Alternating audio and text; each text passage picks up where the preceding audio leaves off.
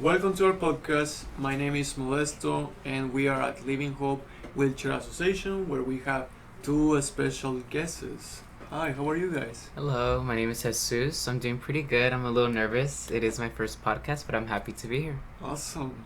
Hello, my name is Sarah. This is also my first podcast, but I'm also excited to be here. Okay, just so we know about you guys a little more, who are you and what do you do? Yes, so again, my name is Jesus. I'm originally from the Rio Grande Valley, but I moved to Houston to go to the University of Houston. So I'm a college student right now there. And of course, I'm working with the adaptive athletics program. So I'm just working with them right now. And my name is Sarah. I graduated from the University of Houston. I'm currently on a PA path, and so I've also joined the Adaptive Athletics Research Lab. And yeah. Awesome. So we have some questions for you guys. I hope you guys are ready. And also, it's almost Friday. Thank goodness. Yes, one more day. Yes, it's like Baby Friday. That's what I call it. What program will you start and which do you want to promote?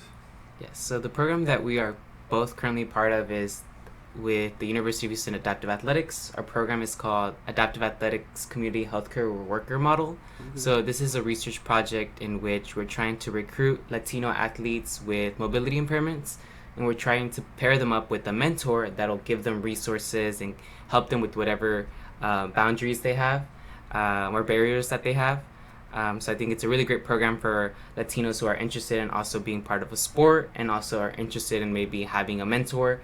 All of these resources will be provided to them through this research project. So pretty much you guys are going to be teaching people however to do sports, whatever kind of sports, or what categories do you have? Yes, so we are part of right now with the Wheelchair Association with So if there's athletes that are interested in being part of like wheelchair tennis, we have that as a sport. Okay. But we also have other sports that the athletes are able to be a part of, maybe like rugby, basketball. Those are two that we have currently. But of course, if the athlete wants to try a different sport, maybe we don't have like I guess a team right now. Again, they can bring up that sport. For example, I did remember there was an athlete earlier that wanted to do swimming, so they could talk to their mentor about that. Oh, let's try to do swimming, like adaptive swimming, and then the mentor could look for different resources or different clubs that are in Houston and give them those resources to Pretty the much athlete. just include it in the program, right? Yes, it has to be sports participation. So I'm not sure if you want to talk a little bit more about that. Yeah. How it all works. So the project overall itself is wanting to encourage participants to participate in sports, but also it doesn't have to just be sports participation. It can just be engaging in physical And activity. be more active. Yeah, so like just going to the gym, as long as like you're wanting to or already currently participating in physical activity, and with also the other inclusion criteria, then you're welcome to join this project. Amazing. So why is this program important? So like we said, that we're a part of a research lab, and through thorough literature review, we found that a lot of we know that community health worker programs, they provide a lot of benefits to the communities. Yes. But a lot of the communities that they were implemented in were white-based populations. There wasn't really any community health worker systems that were implemented into the Latino community with mobility impairments.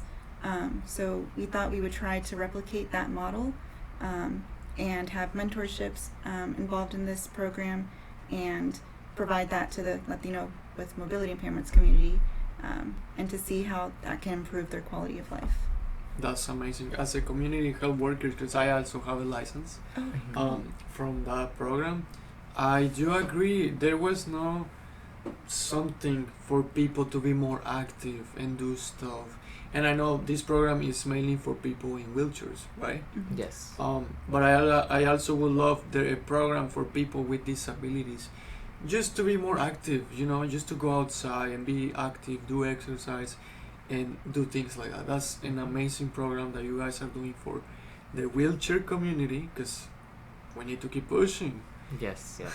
Yeah, and if I may, Of course. so it's not just the wheelchair community, actually, it's any Latino with mobility impairment, so like spina bifida, cerebral palsy, spinal cord injuries, They don't necessarily have to be in a wheelchair, just as Okay. long as it's a mobility Is impairment. immobility. Okay, Mhm. that's a good correction. Mhm. Thank you for that. Why is it important to be active and play sports? Yes, so there's a lot of research that we've looked into that tells us that if an individual has an active lifestyle, they're more likely to have a positive outcome within their lives. So that's the Mhm. main focus that we're trying to do within this project, is trying to encourage people to go outside, either play a sport or just be active, just so that they are able to improve their own quality of life. And on top of this, we also encourage our athletes to talk to their mentors once they're paired with their mentor, to talk about different barriers that they might have. So I think all of these different things can help an individual improve their life. Wow.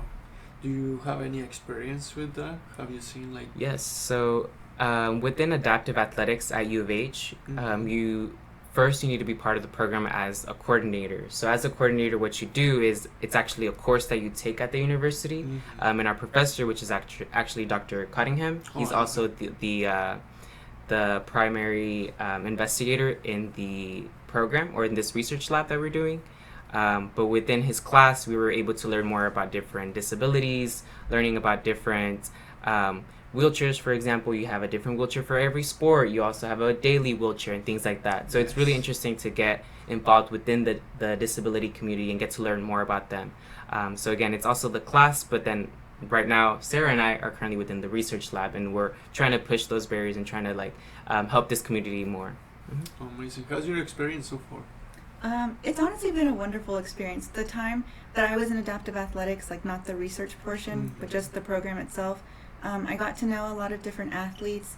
Like honestly, before I joined adaptive athletics, I didn't know like wheelchair tennis exists, if I'm being honest.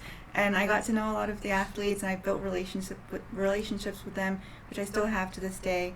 And it was honestly a wonderful experience, because there was like a whole community that I wasn't really invested in before, and now I've learned so much about it, and now I can be more involved. No, that's an amazing knowledge. Because for me it was the same. When I got sick, I was 14, and I didn't know anybody in a wheelchair. So I went to high school, and there was only one girl with in a wheelchair, and she wasn't that friendly at all. So it was like I was in a room not doing anything. I didn't have any friends with in a wheelchair or with disabilities. So you can just imagine how insulated I was. So this is like an amazing program for people to go outside and make a change in their life. That's amazing. 3. What benefits and resources can those who participate get? So the overarching goal is for the participants who are participating in this program, is that their quality of life will increase at the end of this project.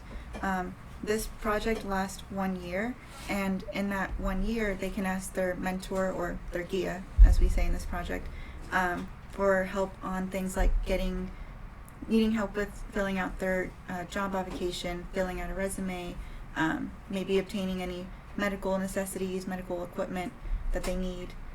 Really anything that's going to improve their well-being. Their guia will be there to help them. And there's also other team members in the project that will help facilitate the process from getting them from point A to point B. And also, in addition, since this project is a year long and it is a research project, so we want to kind of measure their progress between the beginning of the year and the end of the year. So they'll be taking 5 surveys throughout the year, and for each survey they'll get a $50 gift card. And for the months that they don't take a survey, which is 7 months, they'll get $10 a month for participation. So by the end of the program, they'll get $320. Just for feedback. Yeah, just for participation. Yeah. That's amazing.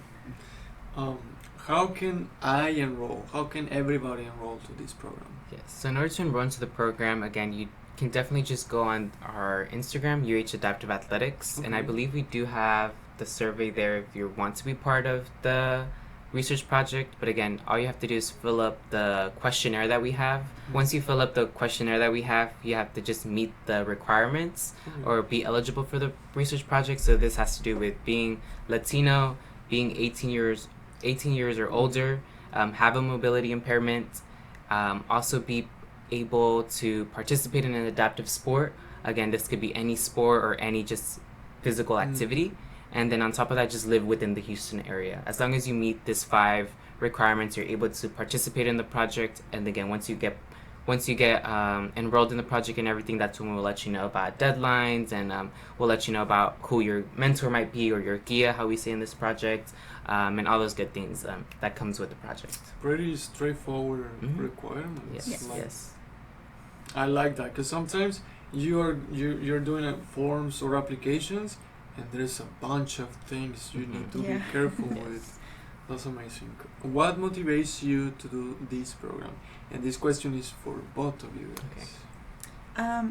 So, already being exposed to the adaptive athletics program at U of H, we kind of got a glimpse of what the community is like, what are some common barriers, some common challenges, and we also got to see how impactful adaptive sports is.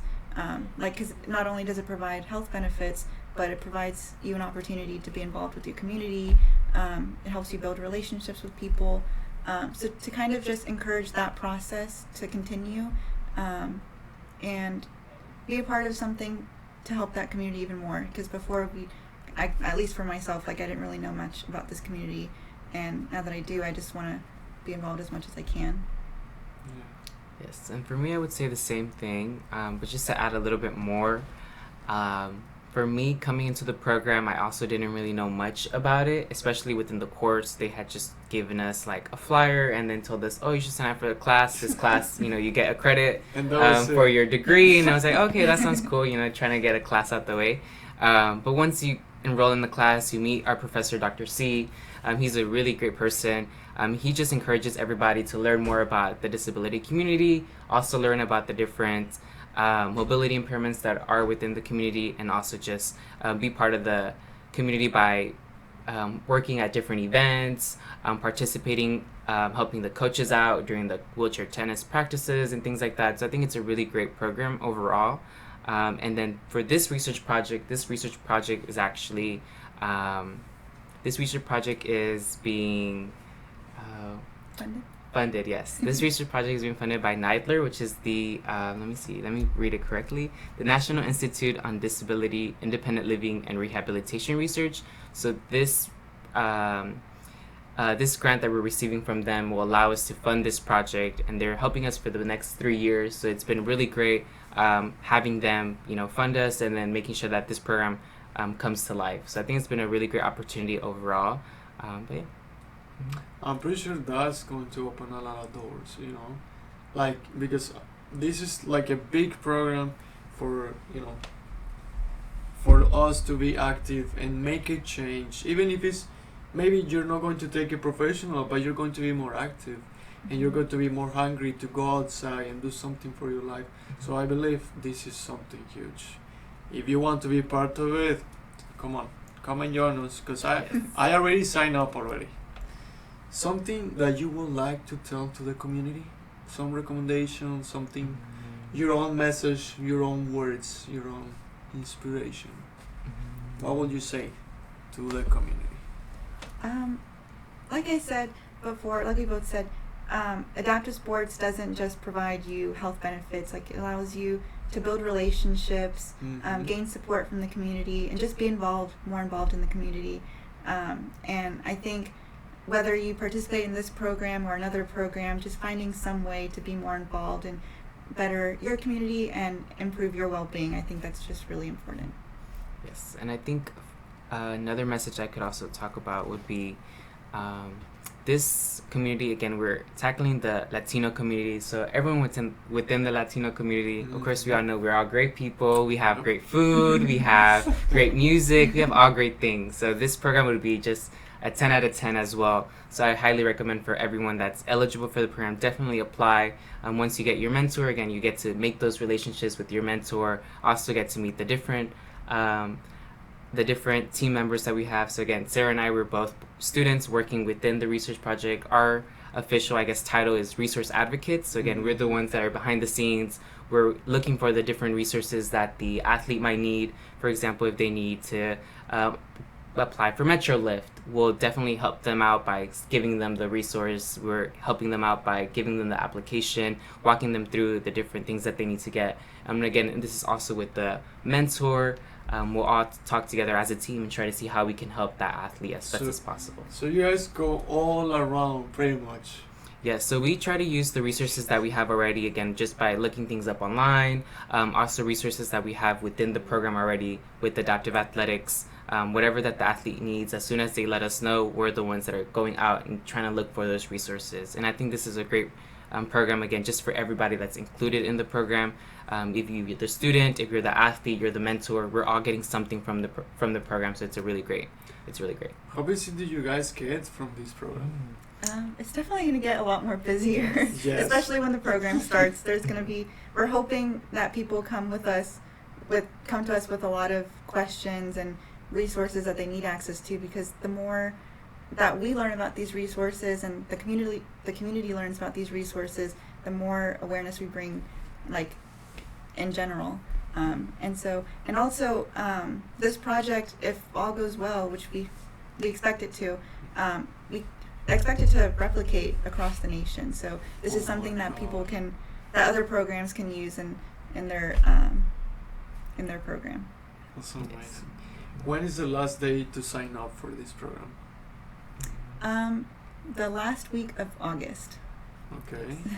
Yes, so we've been trying to, again, promote the project as much as possible. No, So it's of all course. about networking, and again, we appreciate you guys having us like on your podcast for sure, and Yes. just meeting you guys at the Abilities Expo was great, because again, we're just all trying to build a big network and just try to help the Latino community as best as possible. Oh no, that's amazing, and thank you for doing this. This is going to be a big project, a big impact for the community. I also would like to ask you, where can we find this? What are your social medias again? Because people forget, and it's better to remind them. Yes. The Instagram is Adaptive Athletics. We also do have a website. You just look up Adaptive Athletics at Okay. and then you can find our project there. We also have this flyer. I don't know if it's possible to put that on there. Yes, we will put it up there. We also, how many we do have? We have English and Spanish. English and version. Spanish. Yes. Yeah, we're going to be putting over there in the front of the door. So whoever wants to come and join, they can just scan the code and get signed up 100%.